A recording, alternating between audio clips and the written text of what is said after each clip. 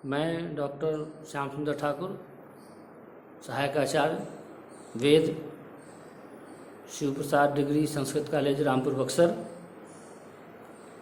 पूर्व के कक्षा में हमने दर्श पूर्णमास याग के बारे में आपको बताया था। वेद के यज्ञ भाग को समझने के लिए मुख्य रूप से आपको मीमांसा की जानकारी आवश्यक है। मीमांसा के बिना आप उस प्रक्रिया भाग को अच्छी तरह से समझ नहीं सकते हैं। तो प्रक्रिया भाग को समझने के लिए मीमांसा का ज्ञान आवश्यक है। मीमांसा का सबसे जो पहला प्रकरण ग्रंथ है वह है अर्थ संग्रह। उसको लोकाक्षी भास्कर ने लिखा है कि मीमांसा ग्रंथ में प्रवेश के लिए इससे अच्छा कोई ग्रंथ नहीं है। उन्होंने अच्छे विशद रूप से मीमांसा के जटिल विषयों को संक्षेप में बहुत अच्छे तरीके से उन्होंने समझाया है।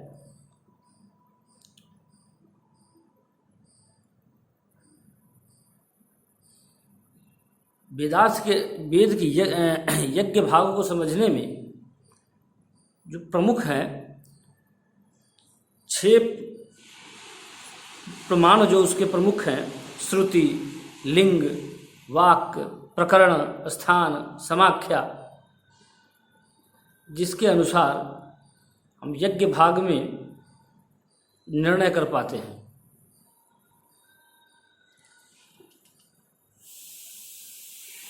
सर्वप्रथम जो उसका विभाजन उन्होंने किया है, वेद को 5 भागों में बांटा है उन्होंने। विधि भाग, मंत्र, नामधेय, निषेध और अर्थवाद।